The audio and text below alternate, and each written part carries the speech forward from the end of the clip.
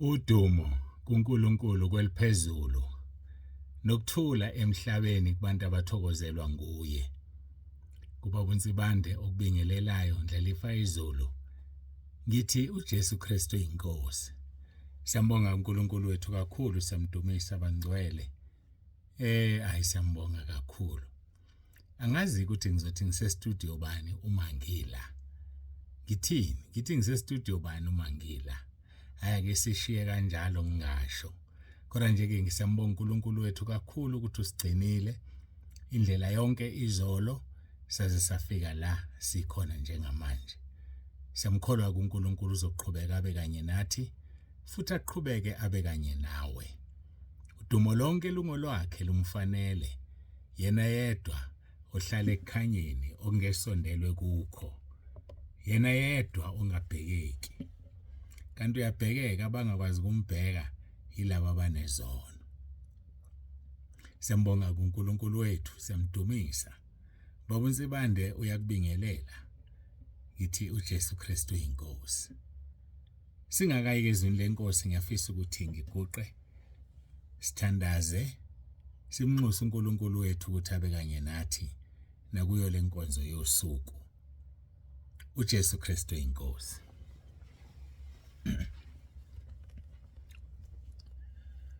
Baba wethu ongcwele, uNkulunkulu wethu onomusa, siyabonga ukuba usigcinile sikhona lapho sikhona manje.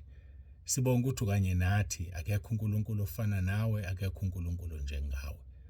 Ngiyacela ke uNkulunkulu wethu ukuthi usebenze, uzambule, ukhulume izwi lakho.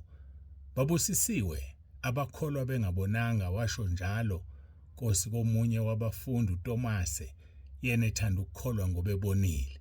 Wathi babusisiwe abakholwa bengabonanga.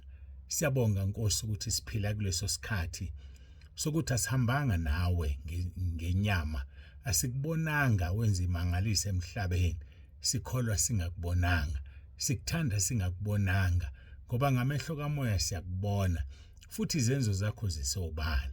Qhubeka ke Nkosi, busisele inkonzo, uJesu Kristu inkosi. Amen.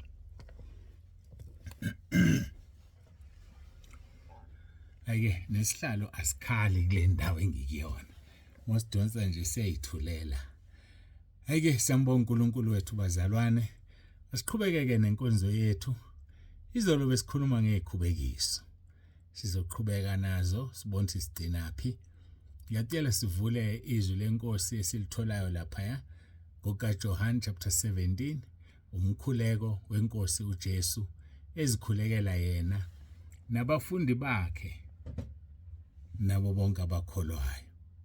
Sizofunda chapter 17 ngokaJohn, sifunda uverse 4 noverse 5. Ngikukhazimulisile emhlabeni, ngifeze umsebenzi ongiphe wona ukuba ngiwenze. Manje-ke ngikhazimulise wena Baba, kuwe uqobo ngenkazimulo ebenginayo ngikuwe, izwe lingakabibikho. Izwe lingakabibikho. Sikhulumile-ke kakhulu lapha kuMathewu 18, sikhuluma ngabantu abakhuba abantu.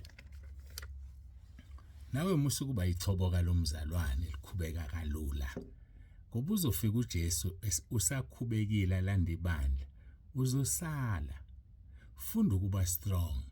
Funda ukudlula kumuntu. Umuntu okukhubayo zitshele ukuthi akusiyena, uSathane ophila kuyena. Lokho kuyokwenza ukuthi usheshe umxolele udlule. Ngoba lento yokubuka abantu wrong. Dlula kumuntu. Umuntu akanalo izulu. Umuntu akanaso isihogo. Baba uNsibande akanalo izulu. Baba uNsibande akanaso isihogo. Futhi akakaze afele umuntu. Jabulisa lo akufela isiphambanweni uJesu Kristu inkosi yethu. Jabulisa ubaba wakhe uJehova Sebawothi, odale izulu nomhlaba nakho konke okukuwo. Uthema elidala izulu wanidlala njengendwangu. Udala umhlaba wenza isingilezi wayesewuphanyekezeni. Awubanjwe lutho, ubanjwe izwi lakhe kuphela. Kodwa sikhonza omunye uNkulunkulu, ukube bonke abantu bengavuleka amehlo bambone lo nkulunkulu esimkhonzayo. uNkulunkulu oyimangaliso. Umhlaba into enkulu kangaka ayisekelwe lutho ngaphandle kwezwi lakhe. Izwi lakhe lisekela umhlaba, umile, awunyakazi, awenzi lutho ngaphandle kokuthi wenza lento athi awoyenza. Phela akodwa uNkulunkulu wethu mkhulu. Bekuyoba kuhle nawe umkhonze ngeqiniso. Umkhonzo uhambe ngobungcwele. Ngoba uthi ku-Abraham ku-chapter 17 Genesis, uma ngingenzi iphutha, hamba phambi kwami ube msulwa. Ilokho akakufunayo. Mose uvumile izono zakho, phenduka, ungabuyeli kuzona. Funa wehlelwe izwi elikhuluma laphaya kumaHebheru chapter 6 verse 4 kuya ku-6 nakumaHebheru chapter 10 verse 25 and 26. Uma wona ngamabomu awusekho umnikelo ngesono. Ngakho-ke yilwa noSathane, ngoba inhloso kaSathane ukuthi asonise ngamabomu. Malibethelwe izwe kuwe nawe kulo. Ube umzalwane strong ongakhutshwa ubala. Lo ezize ngaye ikhubekisa uzoboshela utshela ukusile entanyeni aphonze ejuleni kolwandle, kodwa wena awugcina ungakhubekanga because you understood, uqondile ukuthi akusiyena lo, ilo waya. Kwaqonda uStefane ekhandwa ngamatshe, bemshaya, wathi baba ungababaleli lesisono, ngoba wabona ukuthi akubona abamshaya ngamatshe, kodwa isitha esingene kubona esimbashaya ngamatshe. Ngisho kuthiwa ubuhlungu obuzwile bukhulu kangakanani, ngisho kuthiwa udlule esimweni esinzima, ngisho kuthiwa mhlawumbe owesilisa ukubambe ngenkani wakudlwengula, uzolapheka kanjani uma ungamxoleli? Uzolapheka kanjani uma ubuka yena? Akuyena, kodwa uyena. Isithe esingene kuye samenzisa lento, dlula kuye. Utshela umdali wakhe, busuyakhululeka wena. Ngiyazi akulula, kubuhlungu kunzima, kodwa isihogo sakhe uma engaphenduki uyofisa ngathi ngabe kuthiwa kazange azalwe. So masimkhonzeni thina uNkulunkulu, sihlale kuye singasuki. uShumayeli 10 verse 4 uthi noma umoya wombusi ukuvukela ungayishiya indawo yakho. Ngiyakucela ungasuki lapho bekwe khona uNkulunkulu. Noma sezifika, noma usukhulunywa kabi, noma usuthukwa ngomsebenzi uNkulunkulu awubeke esandleni sakho, ungazanyazanyiswa. Nathi sisizwa yilokho, sibheke phambili, sithi Nkosi, usibanibani wayengekho ngibiza. Usibanibani akalizwanga izwi elaziwa yimina. Ngake nganixoxela ngelinye ilanga, ngathi ngihlaseliwe, ngaze ngahlaselwa umfundisi womlungu uqobo ezongigudluza kulokho engikunikeziwe. Ngambuza nje umbuzo owodwa, wawukuphi uNkulunkulu engibiza na? Wezwa yini ukuthi wathini kimi? Pho yini uzongisusa kulento uNkulunkulu ayikhuluma kimi na? Ngoba uJesu wakhuluma noPawuli emshaya ngonyazi. Lithi izwi lenkosi bawuza umsindo ababehamba naye, kodwa abazwanga ukuthi kuthiwani kuPawuli. NoJesu likhulumile izulu naye lithi lo indodana yami. Abazwanga abantu, bathi beliduma. Ewe madoda, ngoba abantu bezwe abezwa masekukhulunywa ulimi lwasezulwini. Yikho bephuma ekhaya lezwi ukuthi abangizwa. Bangcono nabangibuzayo bekhombisa ukuthi abezwa ngoba bayithola impendulo kunovela athatha amasaka akhe afulathela ikhaya lezwi. Sho njalo 1 John chapter 4 verse 5 and 6 uthi bona bangabezwe, bakhuluma okwezwe, abasizwa thina singabasekhaya izolweni, abezwa lutho ukuthi sithini, babona ngathi siba ngumsindo nje. U1 John chapter 2 verse 18 no 19 uyamangalisa, uthi umphiki uKristu okukhulunywe ngaye usekhona nakalokho. Uthi uphakathi kwethu, yikho bephuma ngoba bangabaphiki uKristu. Baphuma bavela kithi ngoba bebengesibona bakithi. So bazophuma emabandleni sikuwona, bazophuma ekhaya lezwi, bazophuma kuphi nakuphi, baphuma entabeni yendlu kaJehova kuyabonelelwa, ngoba bekungebona abasekhaya. Uma bebengabasekhaya bebezohlala. Qaphela ke wena, ungakhishwa ekhaya lezwi umuntu okungesiyena wasekhaya lezwi kodwa obesekhaya lezwi. Akukhiphe kanti wena ubiziwe wakhethwa, yena ubebiziwe nje kodwa akakhethiwe. Qaphela ebandleni okulona, bazothi phuma bayigxeke inceku, basho yonke into abafisa ukuyisho. Mina ngithi thandaza ubuze uNkulunkulu, Nkosi ngiphumeni la noma ngingaphumi, ngoba uzophuma ukhishwe umuntu, kanti lo muntu bengalidalelwanga izulu. Wena ubudalelwa izulu bese liyakulahlekela. Isihogo sakho ngiyakutshela ngeke ngikukhohlise, siyoba nzima ngaphezulu kwesalo muntu lo okulahlekisele ngezulu. Funda ukukhuleka, funda ukubuza umdali wakho, uzokutshela iqiniso. Nebandla makuwukuthi uyaphuma uyakwelinye, musukuya kolithandayo, yakwelifiswa uyena. Thandaza umbuze, ngoba uzofika uthola inkinga nakulelo yakulona uma ungathunywanga uyena. Angazi ukuthi ngiyelani lapha, kodwa ngiqhubha isihloko sayizolo sani seyikhubekiso. Ngiyacela ukuthi ke sidlule sibuke uLuka chapter 17, siqhubeka nezikhubekiso. Soqala kuverse 1.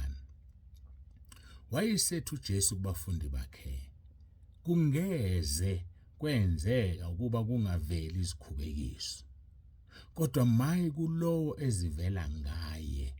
Verse 2.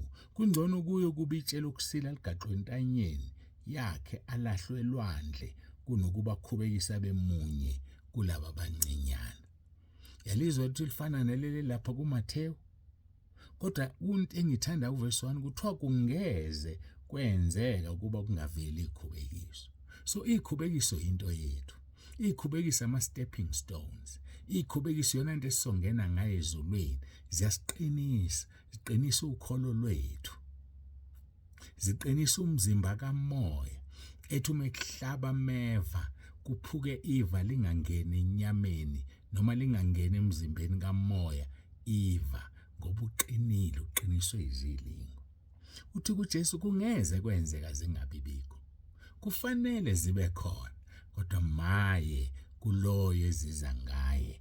Kungcono kuye ukuba itshela ukusila ligaqwe entanyeni yakhe alahlwe elwandle kunokuba khube. Ngoba iseselwandle kuzikeni akazokhubekisa muntu. Verse 3 kaLuka 17. Xwayani nina uma umfowenu ona mkhuze, uma ephenduka mthethelele. Verse number 4. Noma ekonela kasikhombisa ngosuku abuyele kuwe kasikhombisa ethi ngiyaphenduka, womthethelele. Yayizwa lonto, angithi sikhutshwa abafowethu abesethi ngiyaxolisa. Aphinda akukhuba abuye athi ngiyaxolisa. Hawu, uyazi wena ucasha ngokuxolisa, usuyona mosho njalo. Mthethelele uvala umlomo wakho. Musilokhu umbalisela ngokuthi kade exolisa siyaxolisa futhi akusikhona okwakho lokho. OkukaJesu noBaba uNkulunkulu ngosuku lokwahlulelwa. Okwakho wena ukumxolela. Lithi uthi uJesu noma ekonela kasikhombisa ngosuku ebuya ephenduka womthethelela. Ngambaleli. Musukuba umzalwane othi hayi ngiyaxolela kodwa ngizokhohlwa ngoba ubamba igqubu. Awuzongena abanamagqubu abangena ezulwini.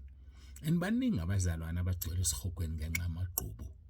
Baningi abazalwane abagcwele esihogweni ngenxa yokungakhipho kweshumi. Ukungakhipho kweshumi kuyisono. Ngoba uNkulunkulu umithandaza inceku yakhe lapha ethandaza khona ifuna ukwenza umsebenzi kaNkulunkulu. uNkulunkulu uthinta wena ukuthi uyinikeze imali bese ungayikuniki. Umsebenzi wakho ukhubazeke kube ngathi uNkulunkulu ongaphenduli kanti wena ongalaleli. Yikho bathathe bashonise esihogweni noma ngabe baphile ebuphi ubungcwele uma bengalaleli ekhuluma nabo aze athi kuSawuli isono sokungalaleli sifana nesono sokubhula ethuma uSamuel umprofeti wakhe. So asilaleleni bazalwane, sifunda ukulalela. Bengidlula ke emnikelweni kukweshumi. Hayi, mina uNkulunkulu mangithandaza uyangiphendula, uyanginika. Ngiyazenza izinto zakhe, ngiyawakha ama-branch akhe sibhizi ngawo manje, ngiyayakha indlu yakhe, ngiyakwenza mina anginankinga. Kodwa ngikhulumela laba befundisi abahluphekayo Nkosi yami, abapaquzayo, kuyale akulungi abazalwane beze bebahlebe, kodwa abafuna ukulalela uNkulunkulu. Ethi uNkulunkulu, hamba unika inceku yami ukuthi nokuthi, hamba unika inceku yami imali ethize, awuyi wena. Mina ngeke ngikukhohlise ngoba ngiyakuthanda, uzoya esihogweni ngokungawusupport umsebenzi kaNkulunkulu.